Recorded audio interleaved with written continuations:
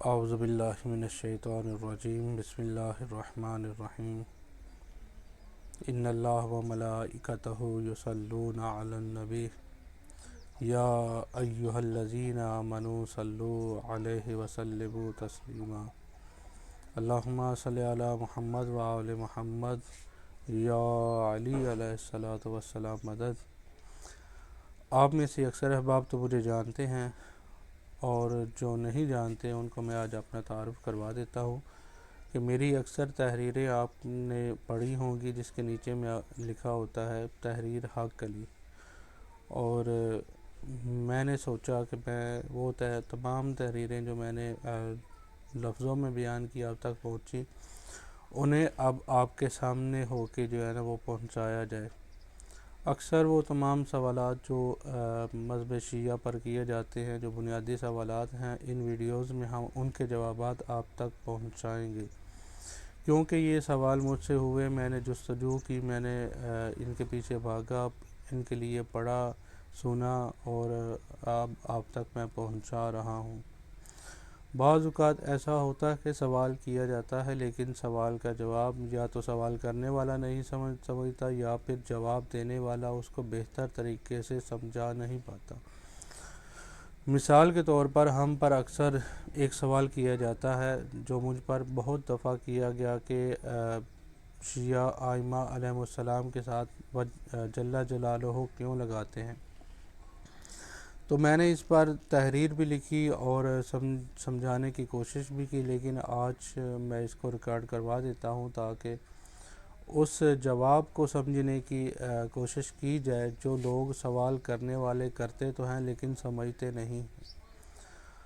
آپ اگر کہتے ہیں کہ اللہ جل جلالہ ہے تو اس کے لیے آپ کو یا تو اللہ کا چہرہ ماننا پڑے گا یا پھر چہرے والا اللہ ماننا پڑے گا۔ تو جلال کا تعلق جو اللہ نے قرآن پاک میں بتایا ہے وہ ہے چہرے سے۔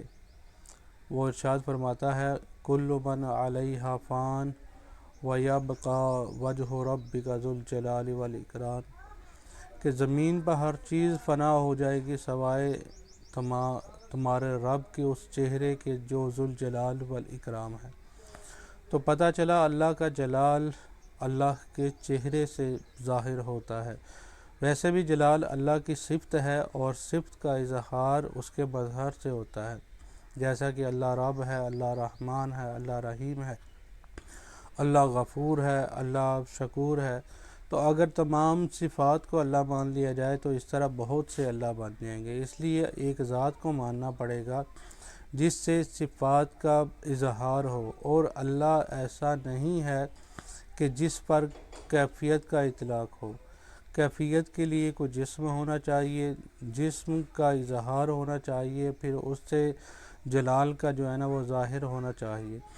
تو لوگ کہتے ہیں کہ چلیں ٹھیک ہے ہم مان لیتے ہیں کہ اللہ کے جلال کا تعلق اس کے چہرے سے ہے، تو پھر معصومین علیہ السلام نے اگر فرمایا ہے کہ ہم جل جلالہ ہیں تو وہ ہمیں کتاب سے دکھا دیں۔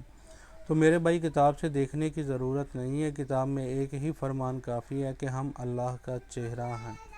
معصومین علیہ السلام نے کئی موقع پر یہ فرمان صادر فرمایا کہ نحن وجہ اللہ، کہ ہم اللہ کا چہرہ ہیں۔ یا تو محمد و آل محمد کو اللہ کا چہرہ مانو، یا پھر مانو کہ جلال پھر انہی سے ظاہر ہوگا، اللہ کا جو جلال ہے وہ انہی سے ظاہر ہوگا۔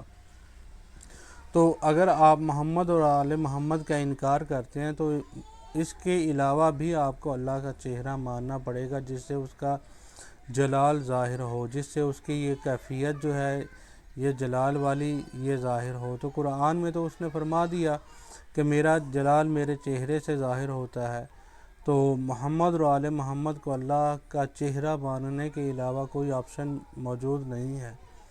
اگر آپ محمد اور آل محمد کو اللہ کا چہرہ مانتے ہیں اور آپ یہ بارہا فرماتے بھی ہیں کہ ہاں وہ اللہ کا چہرہ ہیں، تو بھائی اگر وہ اللہ کا چہرہ ہیں تو اللہ کا چہرے سے ہی جلال ظاہر ہوگا۔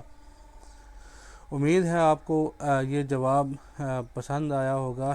انشاءاللہ اگلی ویڈیوز میں ہم کسی اور سوال پر جو ہے نا وہ بات کریں گے۔ جیسا کہ اکثر سوال کیا جاتا ہے کہ آپ علی ولی اللہ کیوں پڑھتے ہیں، تو ہم کیوں پڑھتے ہیں یہ آپ کو اگلی ویڈیوز میں بتائیں گے۔ تب تک کے لیے اجازت، یا علی علیہ الصلوۃ والسلام مدد۔